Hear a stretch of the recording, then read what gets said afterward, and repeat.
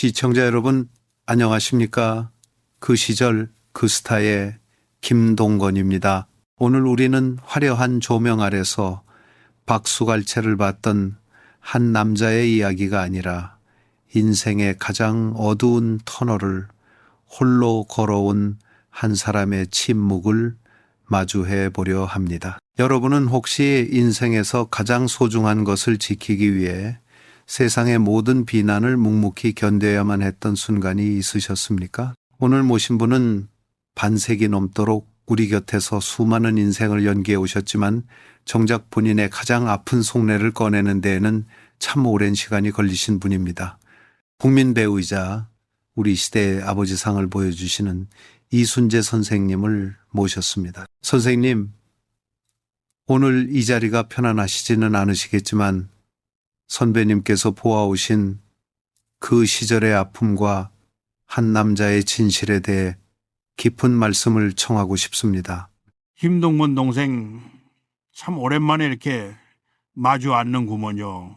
이 나이가 되고 보니 이제는 숨길 것도 또 가릴 것도 없다는 생각이 듭니다. 사실 오늘 우리가 나눌 이야기는 전영록이라는 후배의 삶이지만 어쩌면 그 시절을 살아낸 우리 모든 아버지들의 일그러진 초상이기도 할 겁니다. 누군가에게는 영웅이었고 누군가에게는 죄인이었던 그 친구의 뒷모습을 보면서 나 역시 배우로서 그리고 한 가정의 가장으로서 참 많은 생각을 했습니다. 그저 연예계의 가십이 아니라 한 인간이 짊어져야 했던 명예의 무게와 그 뒤에 숨겨진 서글픈 진실을 함께 되짚어보는 시간이 되었으면 좋겠습니다.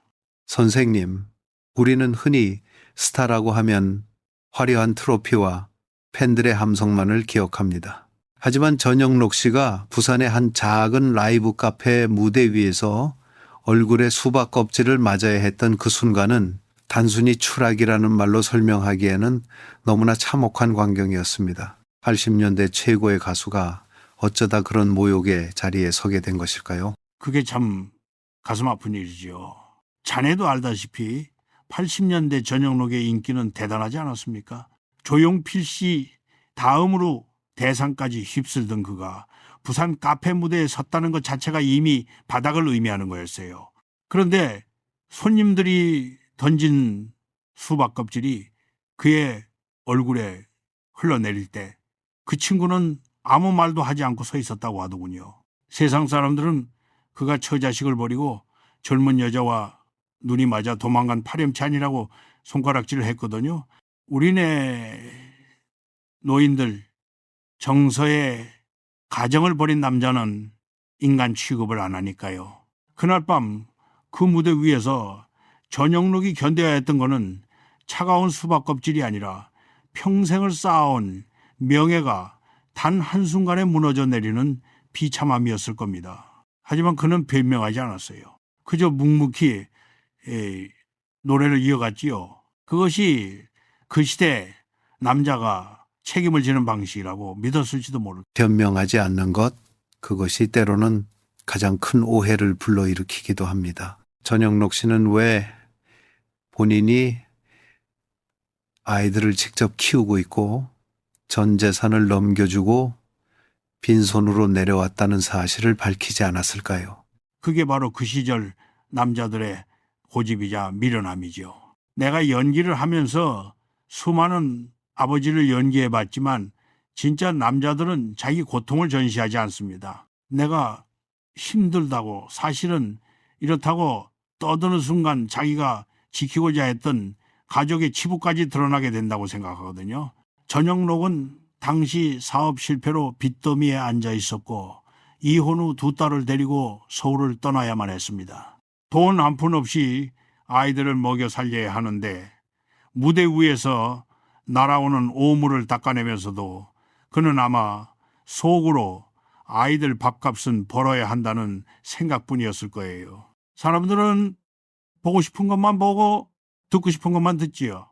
그가 부산으로 간 게 여자를 만나러 간 거라고 믿고 싶어 했던 대중들에게 아이 둘을 얻고 밤무대를 전전하는 아버지는 보이지 않았던 겁니다. 선생님께서도 오랜 세월 무대에 서 오셨으니 그 절박함이 남다르게 다가오셨을 것 같습니다. 관객의 박수가 비난으로 바뀔 때의 그 공포를 이겨낸 힘은 무엇이었을까요? 인내지요.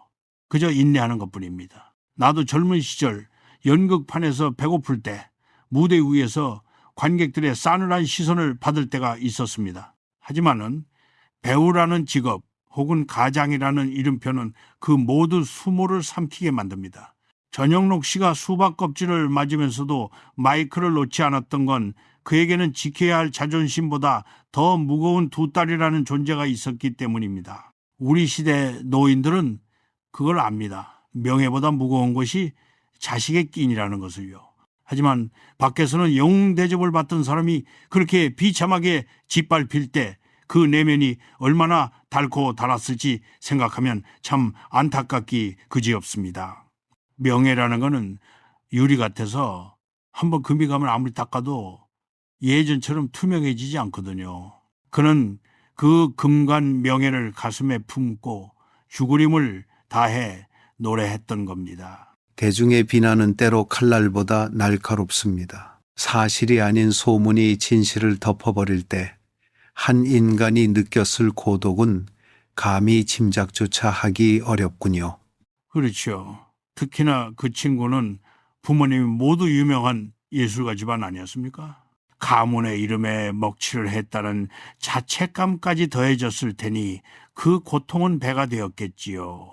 이혼이라는 것이 지금이야 흔한 일이지만은 그때만 해도 대단한 허물이었습니다. 특히 전영록처럼 국민적인 사랑을 받던 사람이 이혼을 하고 연하의 여성과 재혼을 한다는 소문까지 돌았으니 대중들에게는 아주 좋은 먹잇감이었을 겁니다. 사람들은 그가 왜 그런 선택을 했는지 그 과정에서 얼마나 많은 눈물을 흘렸는지는 궁금해하지 않습니다. 그저 나쁜 놈 하나를 만들어 놓고 돌을 던지며 카타르시스를 느끼는 거죠. 전영록은 그 돌을 온몸으로 다 맞았습니다. 그리고 그 상처를 자식들에게 보여주지 않으려고 부산의 그 차가운 바닷바람을 맞으며 밤을 지새웠던 겁니다. 그것이 우리가 오늘 이야기할 긴 침묵의 시작이었습니다. 사랑이라는 게 참으로 묘한 것입니다. 젊었을 때는 그게 전부인 줄 알고 모든 것을 내던지지만 정작 삶의 거센 파도가 들이닥치면은 가장 먼저 금이 가는 것도 사랑이지요. 전영록과 이명 두 사람의 이혼을 두고 세상은 온갖 추측을 쏟아냈습니다. 사업 실패니 바람이니 투기니 하는 소문들이 비수처럼 꽂혔지요. 하지만 세월이 흘러 이미영 씨가 고백한 진실은 의외로 단순했습니다. 사랑이 깨졌다는 것, 그 한마디였지요. 사실 사랑이 깨졌을 때 모든 것을 포용할 수 없게 된다는 말은 우리 나이대의 사람들에게는 참으로 뼈아픈 진실입니다. 경제적인 파탄이 오면은 마음의 여유도 사라지기 마련이고 한때는 서로의 허물까지 사랑했던 그 눈빛들이 서로를 탓하는 화살이 되어 돌아오거든요. 전영록은 당시 비디오 대여 사업이 망하면서 3만 개가 넘는 비디오 테이프와 함께 자신의 꿈도 다 날려버린 상태였습니다. 그 허망함을 아내에게 위로받기보다는 아마도 스스로를 자책하며 동굴 속으로 들어갔을 겁니다. 남자는 바닥을 칠 때 가장 못나지기 마련이니까요. 남자가 바닥을 쳤을 때 가장 못나진다는 말씀이 참 가슴에 와닿습니다. 선생님, 이미용 씨의 말처럼 사랑이 깨지면 예전에는 아무렇지 않게 넘겼던 사소한 말 한마디도 상처가 되고 결국은 등 돌리게 되는 것이 인지상정일까요? 그렇고 말고요. 특히나 전영록처럼 자존심 하나로 살아온 연예인들에게는 경제적 무능력이 곧 남성성의 상실로 이어지기도 합니다. 빚더미에 앉아 아이들 학원비 걱정을 해야 하는 처지가 되었을 때 그 미안함과 열등감이 아내에게는 무심함이나 짜증으로 비쳤을 겁니다. 이명 씨 입장에서도 얼마나 답답했겠습니까? 화려한 스타의 아내로 살다가 하루아침에 생계를 걱정해야 하는 현실이 닥쳤으니 말이죠. 사랑이 밥을 먹여주던 시절은 지나가고 현실이라는 괴물이 안방까지 찾아왔을 때 그들은 서로의 손을 놓아버린 겁니다. 하지만 이 대목에서 우리가 잊지 말아야 할 것은 전영록이 이혼을 하면서 모든 재산을 아내에게 주고 빈손으로 나왔다는 점입니다. 사람들은 그가 여자를 따라 부산으로 도망갔다고 욕했지만은 사실 그는 가장으로서 마지막 남은 자존심인 책임을 재산 분할이라는 형태로 수행하고 떠난 셈이지요. 남겨진 아이들과 아내가 길거리에 나앉지 않게 하려는 그만의 투박한 이별 방식이었을지도 모릅니다. 모든 것을 내주고 떠난 남자의 뒷모습을 세상은 도망이라고 불렀군요. 진실은 침묵 속에 가라앉아 있고 오해는 거품처럼 불어나는 것이 참으로 잔인하게 느껴집니다. 세상은 원래 잔인한 법입니다.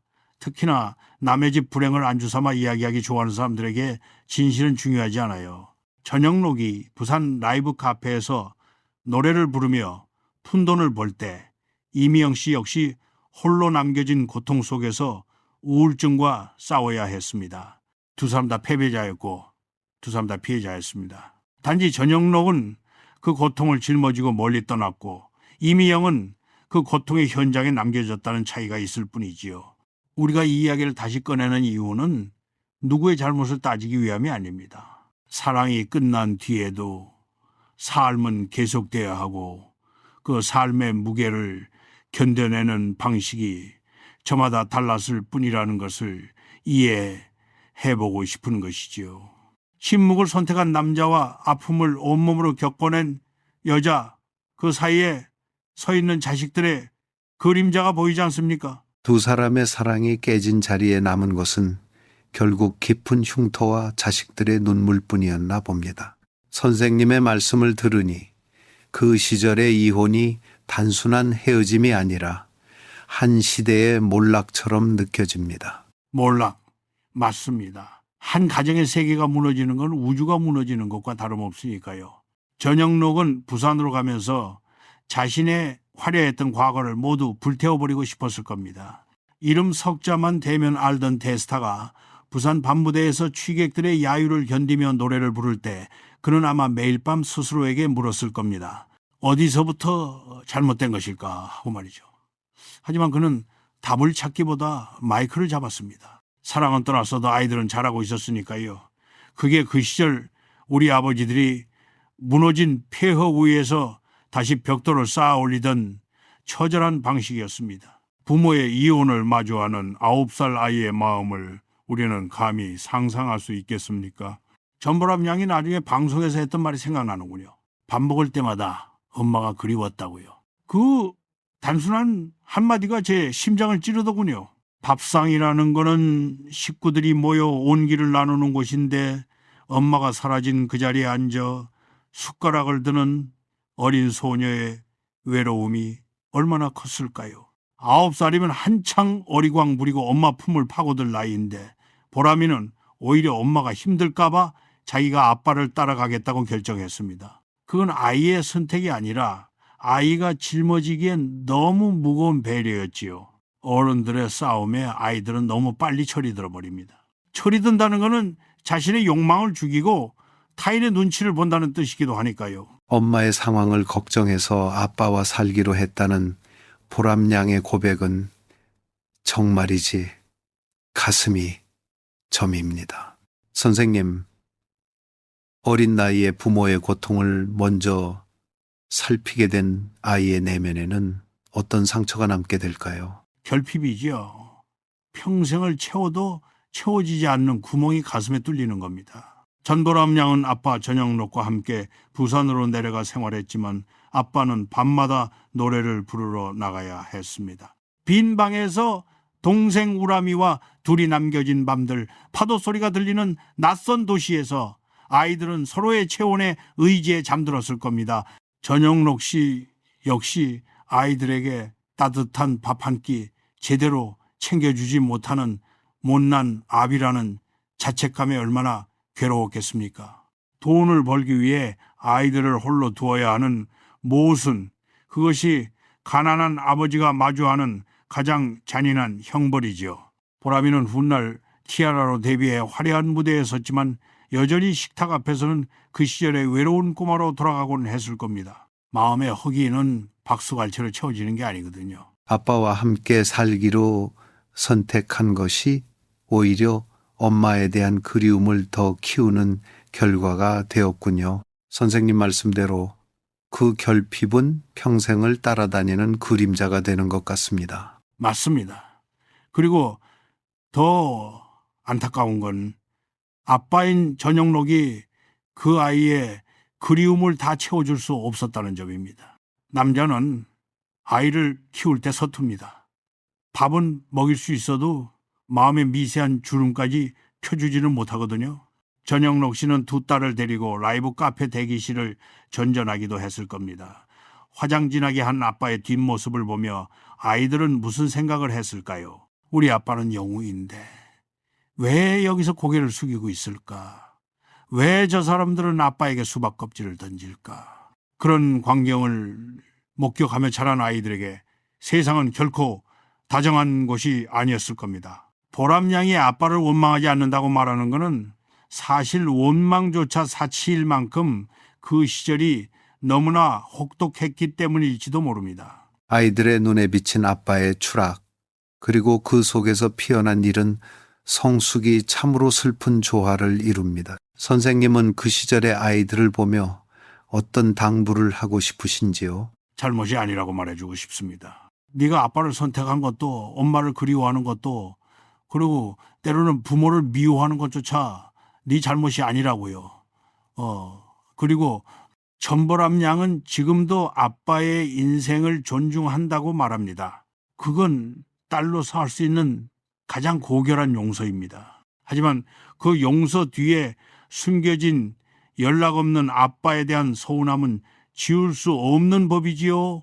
우리가 이 이야기를 전하는 이유는 지금 이 순간에도 부모의 결별로 인해 홀로 밥상을 마주하고 있을 또 다른 보람이들에게 너의 슬픔은 정당하다는 위로를 건네고 싶어서입니다. 그리고 전영록 씨에게도 말하고 싶군요. 자식에게 밥을 먹인 것만으로도 아비의 도리를 다했다고 자의하기엔 아이들이 잃어버린 엄마의 시간이 너무나 길었다는 것을요. 인생은 참으로 알 수 없는 길입니다. 전영록이 부산에서 모든 명예를 잃고 바닥을 기고 있을 때 한 여자가 나타났죠. 임주현 씨, 그의 오랜 팬클럽 회장이었습니다. 16살이나 어린 여성이 그것도 다 망해서 빚더미에 앉은 남자에게 사랑을 고백하며 다가왔다는 건 보통의 용기로는 불가능한 일입니다. 사람들은 또 손가락질 했지요. 젊은 여자와 새살림 차리려고 부산으로 도망간 게 맞다면서요. 하지만 제가 보기에 그건 도망이 아니라 구원이었습니다.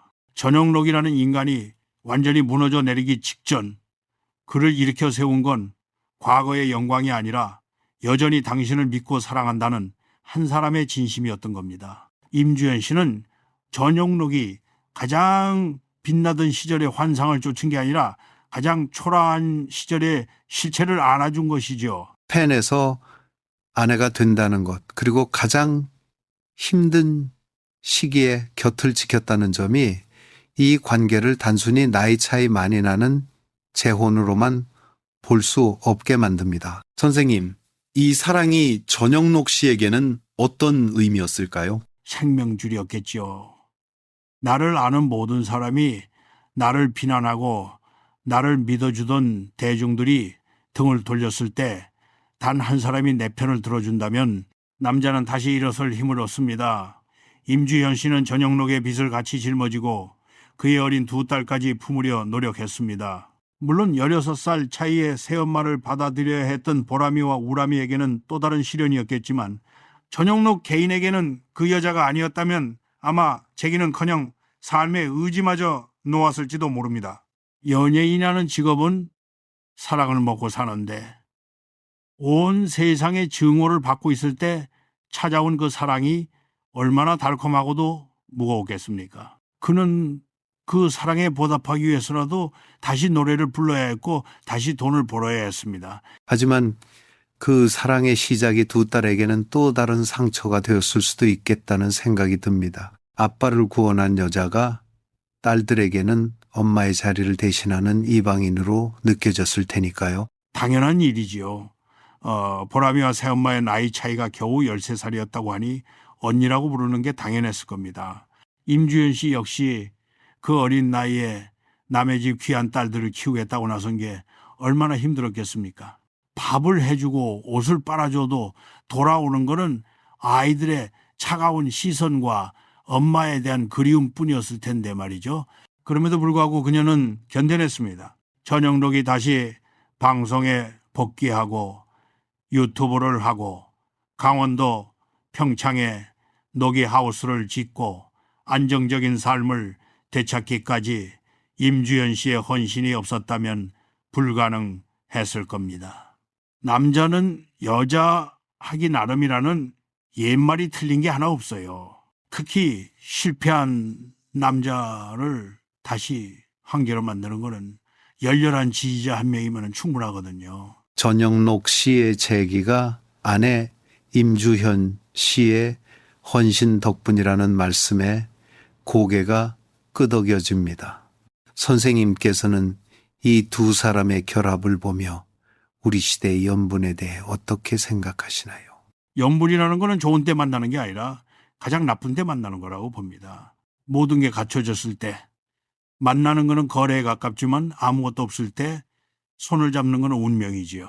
전영록은 그 운명을 붙잡았고 덕분에 70이 넘은 나이에도 20대 아들 둘을 둔 활기찬 아버지가 될 수 있었습니다. 하지만 그 빛나는 현재의 뒤편에는 여전히 그림자가 있습니다. 새 가정을 일구느라 소홀해질 수밖에 없었던 첫째 딸들과의 관계 말입니다. 전영록은 지금 행복할지 모르지만은 그 행복의 기단에는 먼저 떠나보낸 가족들의 희생과 아픔이 깔려 있다는 것을 그 자신도 잊지 말아야 합니다.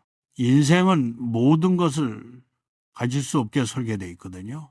하나를 얻으면은 반드시 하나를 잃게 마련이고 그가 얻은 구원은 누군가에게는 소외의 시작이었을 수도 있으니까요. 가정이 재편된다는 건 단순한 서류상의 변화가 아닙니다. 살을 맞대고 살던 사람들이 떨어져 나가고 낯선 이가 안방을 차지하는 과정은 아이들에게 영혼의 지진과도 같습니다. 보람양이 중학교 1학년일 때 대학교 1학년 나이인 28살의 여성이 새엄마로 들어왔을 때 그 심정이 어땠을까요? 엄마라고 부르라는 아빠의 요구가 얼마나 폭력적으로 느껴졌을지 우리는 짐작해야 합니다. 보람이는 끝내 엄마 소리를 못하고 언니라고 불렀다고 하더군요. 그건 반항이 아니라 자아를 지키기 위한 최후의 보루였을 겁니다.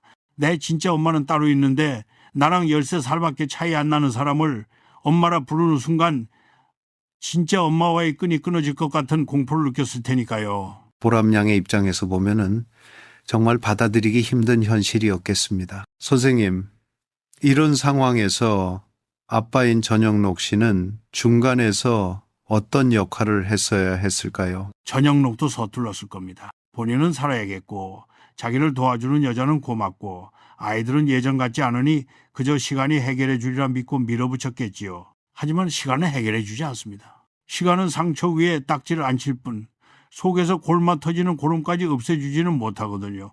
새엄마인 임주연 씨도 나름대로 노력은 했다고 합니다. 아이들이 친어머니와 연락할 수 있게 길을 터주려 했다는 말도 들었고요. 하지만 새엄마가 아무리 잘해줘도 채워지지 않는 근원적인 공간이 있습니다. 그건 혈연의 문제가 아니라 나의 가장 아픈 시절을 함께한 공범자로서의 엄마가 부재하기 때문입니다. 보람이는 밥을 먹을 때마다 엄마를 그리워하며 새엄마가 차려준 밥상을 보며 복잡한 죄책감과 거부감을 동시에 느꼈을 겁니다. 새엄마와 딸 사이에 그 팽팽한 긴장감이 눈에 선합니다. 선생님 말씀대로 그 밥상은 단순한 식사가 아니라 매일 치러지는 소리 없는 전쟁터였을지도 모르겠군요. 그렇죠. 소리 없는 전쟁입니다. 우리 한국 사회는 체면을 중시하기 때문에 겉으로는 화목한 척합니다. 하지만 속으로는 서로를 이방인 취급하기도 하죠. 특히 전영록 씨가 재혼 후 두 아들을 낳으면서 보람이와 오람이는 더욱 소외감을 느꼈을 겁니다. 아빠의 사랑이 새로운 자식들에게 옮겨가는 것을 지켜보는 고통은 버림받았다는 확신을 주기에 충분하니까요. 전보람 양이 나중에 아빠는 새 가정이 있으시니까 연락 잘 안 하신다고 덤덤하게 말하는 걸 들었을 때 저는 그 덤덤함이 더 무섭게 느껴졌습니다. 얼마나 많이 울고 원망했으면 저렇게 아무렇지 않게 말할 수 있게 되었을까 싶어서요. 체념은 가장 깊은 슬픔의 다른 이름입니다. 체념이 슬픔의 다른 이름이라는 말씀이 가슴을 울립니다. 전영록 씨가 지금의 행복에 취해 먼저 낳은 딸들의 그 체념을 보지 못하고 있는 건 아닐까요? 그럴 가능성이 큽니다. 남자는 눈앞의 평화를 진정한 평화라고 착각하는 경향이 있거든요. 강원도 평창에서 공기 좋은 곳에 집 짓고 유튜브 하며 팬들과 소통하는 게 본인에게는 성공적인 제2의 인생이겠지만은 서울 어딘가에서 아빠의 전화를 기다리다 지친 딸들에게는 그 소식조차 상처가 될 수 있습니다. 아빠는 우리 없어도 저렇게 잘 사시는구나 라는 생각이 들면 자식은 부모의 인생에서 불필요한 존재가 된 것 같은 비참함을 느낍니다. 임주연 씨가 아무리 중간에서 다리 역할을 하려 해도 결국 아빠의 목소리를 직접 듣는 것과는 천지 차이지요. 전영록 씨가 진정으로 성공한 인생이라고 자부하려면 무대 위에서 수박 껍질을 맞던 시절을 함께 견뎌준 그 아이들의 손을 지금이라도 먼저 잡아야 합니다. 그게 진짜 명예를 회복하는 길이지요. 우리가 전영록의 재기를 이야기하는 동안 한쪽에서는 무너져 내린 여인이 있었습니다. 이미영 씨지요. 이혼 후 그녀의 삶은 그야말로 지옥이었습니다. 아이들을 아빠에게 보내고 홀로 남겨진 집에서 그녀가 느꼈을 상실감은 죽음보다 깊었을 겁니다. 우울증은 그림자처럼 따라붙었고 한때 정상에 섰던 가수로서의 자존감은 바닥을 쳤지요. 생활고는 또 얼마나 심했습니까? 연예인이라는 직업이 화려해 보여도 수입이 끊기면 일반인보다 더 비참해집니다. 이미영 씨는 그 어두운 터널을 혼자서 기어 나왔습니다. 주변에 도와줄 사람도 없고 세상은 그녀를 이혼녀라는 딱지를 붙여 손가락질하던 시대였으니까요. 그녀가 견뎌낸 시간은 전영록이 부산에서 겪은 고초 못지않게 처절했습니다. 아이들을 보내고 홀로 우울증과 싸워야 했던 어머니의 마음, 감히 헤아리기조차 두렵습니다. 선생님, 이미영 씨가 그 고통 속에서도 다시 일어서려 했던 원동력은 무엇이었을까요? 아이러니하게도 자식에 대한 미안함이었을 겁니다. 내가 이렇게 무너지면 언젠가 돌아올 아이들을 볼라 지없다는 생각 말입니다. 그러다 2003년에 미국인 교수 킵 존스턴 씨와 재혼을 했지요. 새로운 삶을 꿈꿨을 겁니다. 나를 온전히 이해해주는 외국인이라면 이 지옥 같은 현실에서 나를 구원해 주지 않을까 하는 희망을 품었겠지요. 하지만 그 결혼도 2년 만에 끝이 났습니다.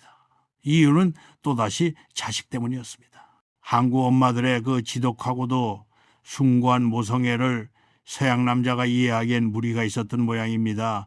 오랫동안 떨어져 지낸 딸들이 찾아왔을 때 모든 걸 다 해주고 싶어하는 엄마의 마음을 존스턴 씨는 지나친 간섭이나 문화적 차이로 받아들였던 것 같습니다. 자식을 위해 선택한 재혼이 결국 자식 때문에 실패로 돌아갔다는 사실이 참으로 가슴 아픈 역설입니다. 이미영 씨에게는 두 번의 이혼이 어떤 상처로 남았을까요? 자신에 대한 불신으로 남았겠지요.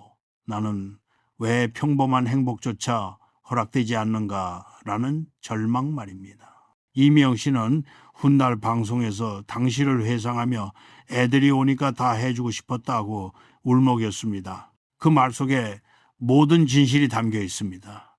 남편과의 관계보다 딸들과의 재회가 더 소중했던 겁니다. 그녀는 아내로서의 삶보다는 엄마로서의 자리를 회복하고 싶어 했습니다. 하지만 결과적으로 두 번째 가정도 지키지 못했으니 그녀가 느꼈을 자책감은 이루 말할 수 없었을 겁니다. 세상 사람들은 왜 저 여자는 2번이나 이혼하느냐고 수군거렸지만 사실 그녀는 2번 다 자신의 목숨보다 귀한 자식들을 지키려다 넘어진 것이었습니다. 우리는 그 넘어진 자국을 비웃기보다 그가 지키려 했던 가치를 보아야 합니다. 어머니라는 이름으로 견뎌온 그 모진 세월이 이미영 씨의 얼굴에 훈장처럼 새겨져 있는 것 같습니다. 선생님은 그런 이미영 씨를 보며 어떤 감정을 느끼셨는지요? 동병상련이지요. 우리 연예계 선후배들은 압니다. 카메라 앞에서는 웃고 있지만은 뒤에서는 피눈물을 흘리는 날이 얼마나 많은지 말입니다. 이미영 씨는 그 모든 비극을 온몸으로 받아내면서도 결코 비굴해지지 않았습니다. 2번째 이혼 후 다시 홀로 서기를 하며 딸들과 함께 살 집을 마련하고 다시 연기를 시작하는 모습은 참으로 당당했습니다. 비록 인생의 절반이 슬픔으로 얼룩졌을지라도 그녀는 끝내 자식들 곁으로 돌아오는 데 성공했습니다. 전영록이 새로운 성을 쌓았다면 이미영은 무너진 성벽을 다시 쌓아 아이들의 안식처를 만든 셈이지요. 그게 엄마입니다. 아무리 멀리 돌아가도 결국 자식의 눈물이 맺힌 곳으로 돌아오는 사람 말입니다. 이 이야기는 차마 입에 담기도 힘든 대목입니다. 전우람 양이 방송에서 고백했지요. 엄마의 극단적인 선택을 목격했다고요. 10몇 살밖에 안 된 어린 딸이 엄마가 생애권을 놓으려 하는 현장을 보았을 때 그 충격이 어땠을까요? 우람이는 그때 자기가 엄마 대신 죽고 싶었다고 그랬습니다. 엄마가 차라리 소리를 지르고 욕을 해도 좋으니 제발 살아만 있어달라고요.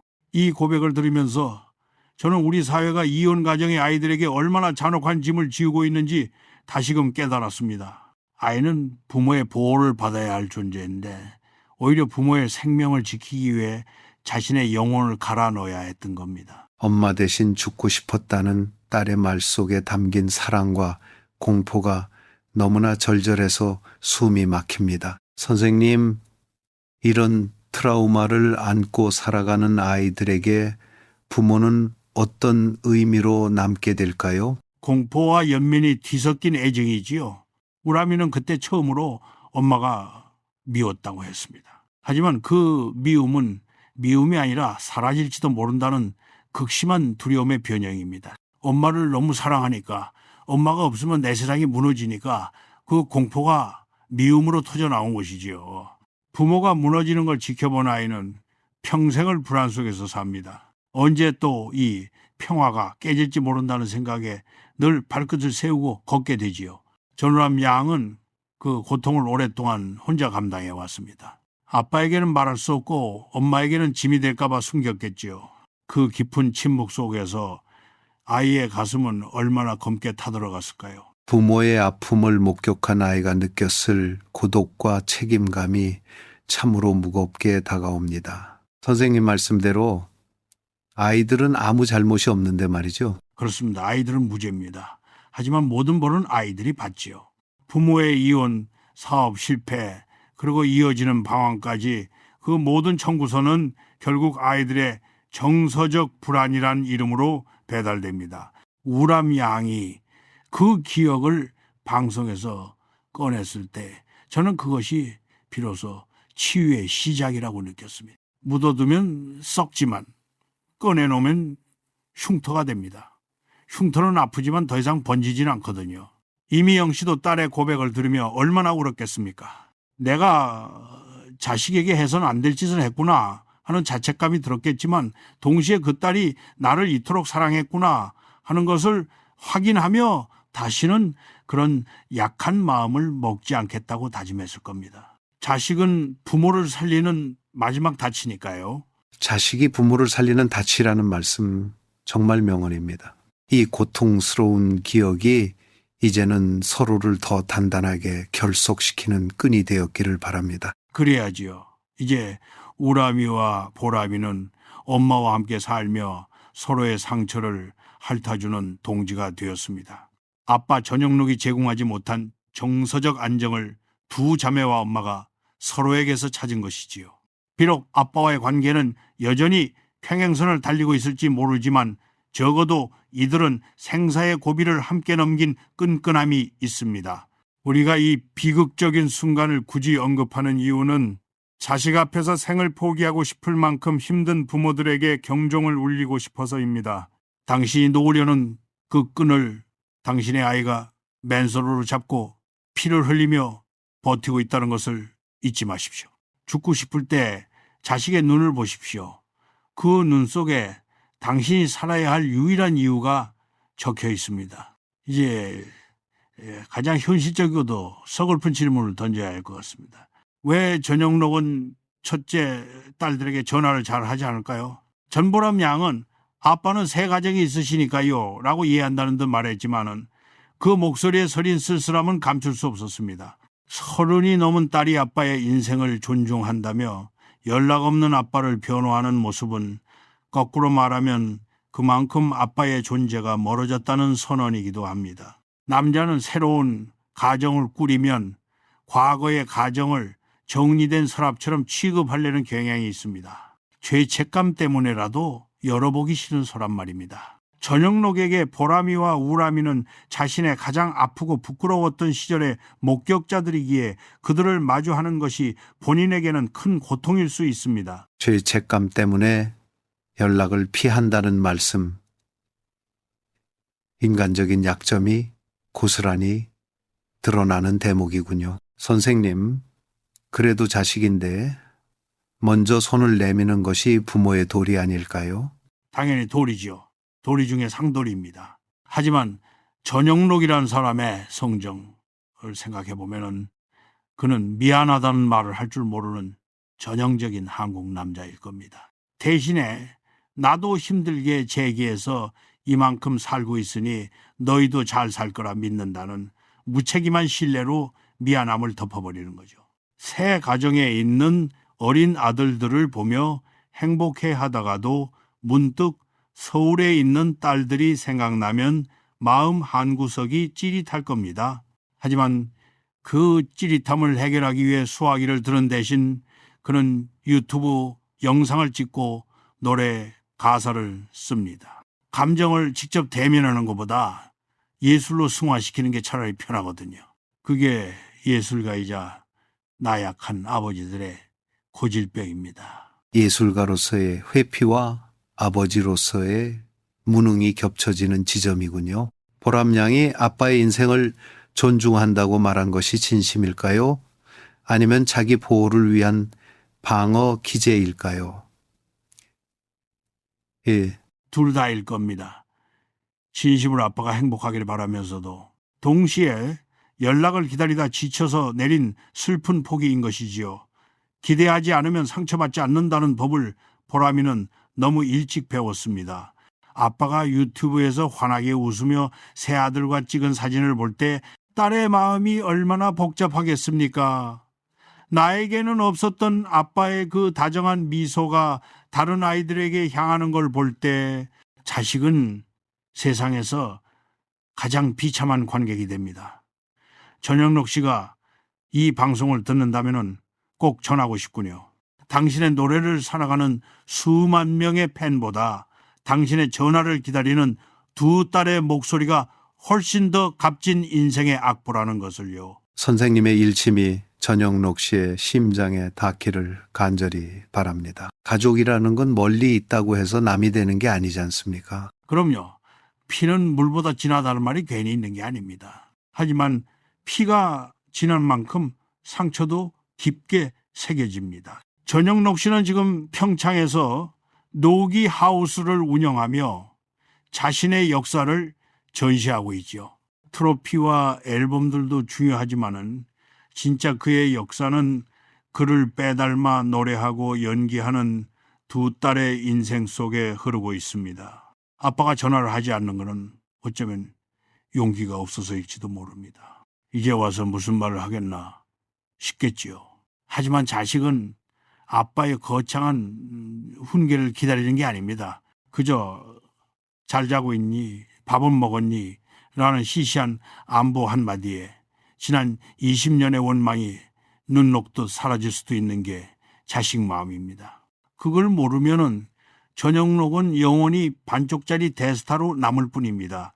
전영록 씨가 강원도 평창에 마련한 노기 하우스 이야기를 해보고 싶군요.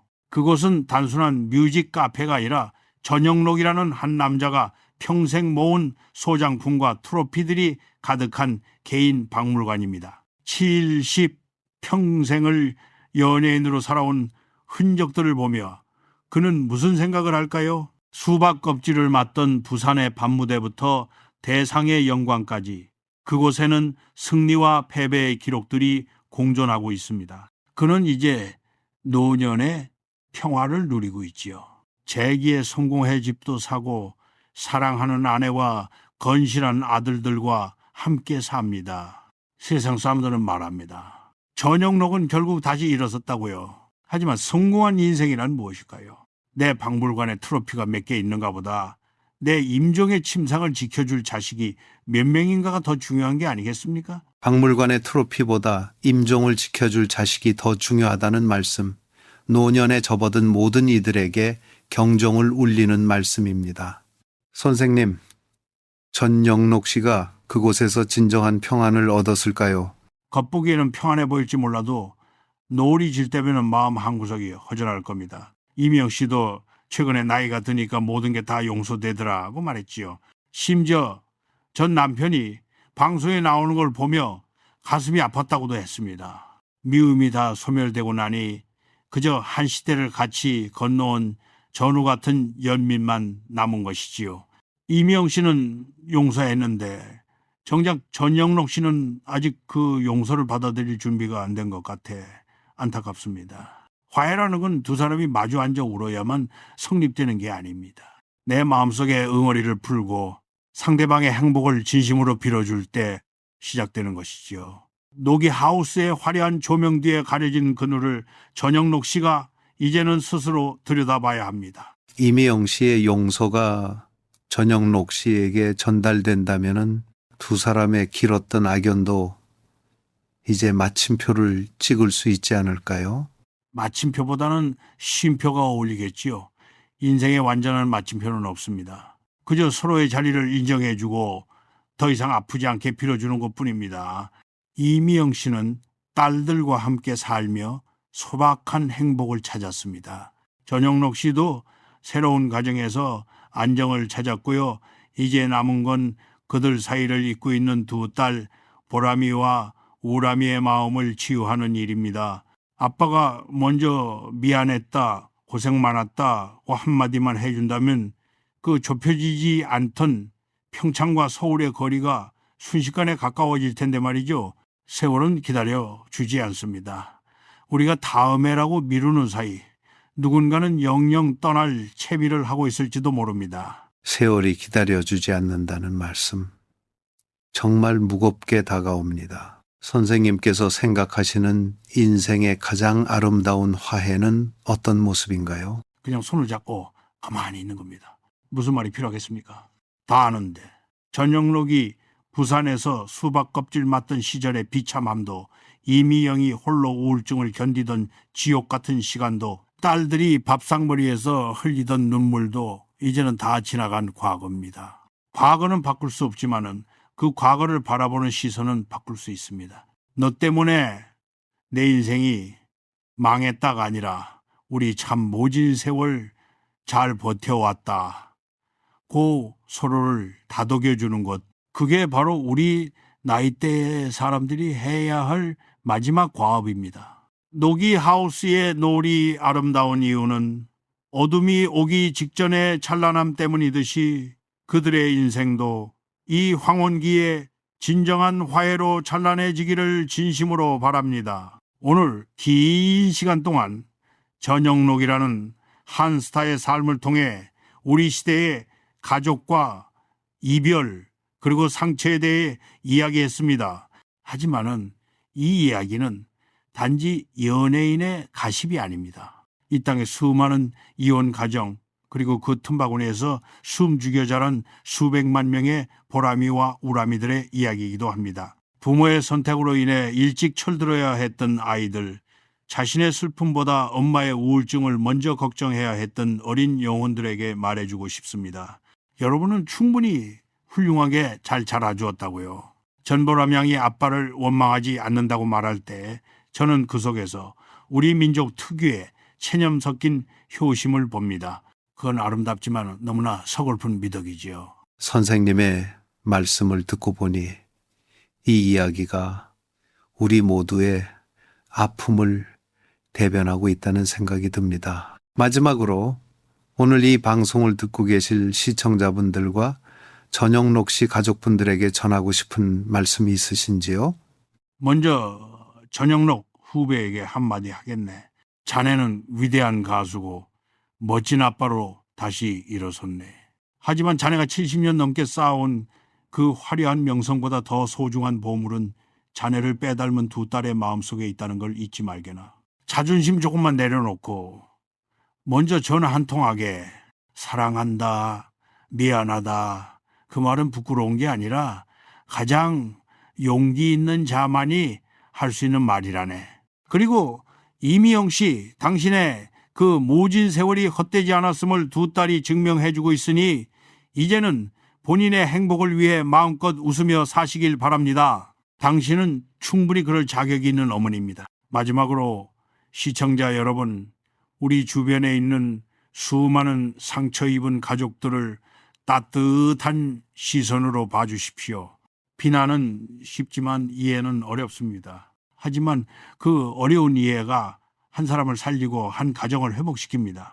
선생님, 오늘 정말 귀한 말씀 감사합니다. 한 인간의 영광과 추락, 그리고 그 너머에 숨겨진 진실을 통해 삶의 본질을 꿰뚫어보는 시간이었습니다. 이것은 스타의 이야기가 아니라 너무 오래 살아온 한 인간의 기록이다라는 말씀이 가슴 깊이 남습니다. 전보람, 전우람 자매에게도 응원의 박수를 보냅니다. 여러분의 잘못이 아닙니다. 여러분은 그저 사랑받기 위해 태어난 소중한 존재들입니다. 부모의 거울이 되기보다는 여러분만의 빛나는 무대를 만들어가길 응원하겠습니다.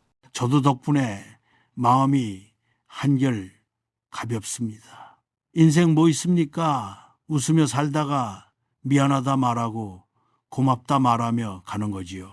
오늘 제 두서없는 이야기를 끝까지 들어주신 시청자 여러분께 고개 숙여 감사 인사를 올립니다. 다들 건강하시고 가족들과 따뜻한 밥 한 끼 나누는 오늘이 되시길 빌겠습니다. 고맙습니다. 네, 시청자 여러분, 오늘 그 시절 그 스타 어떠셨습니까? 화려한 이름 뒤에 숨겨진 인간 전영록의 진솔한 삶의 궤적을 이순재 선생님과 함께 짚어보았습니다. 인생의 황혼에서 마주하는 진정한 화해와 용서의 가치를 다시 한번 되새겨보는 밤입니다. 다음 주에도 여러분의 가슴을 울릴 진한 사람 냄새 나는 이야기로 찾아뵙겠습니다. 오늘 영상이 조금이나마 위로가 되셨다면 구독과 좋아요, 알림 설정 부탁드립니다. 여러분, 의 작은 응원이 저에게는 큰 힘이 됩니다. 긴 시간 함께 해주셔서 진심으로 감사합니다. 안녕히 계십시오.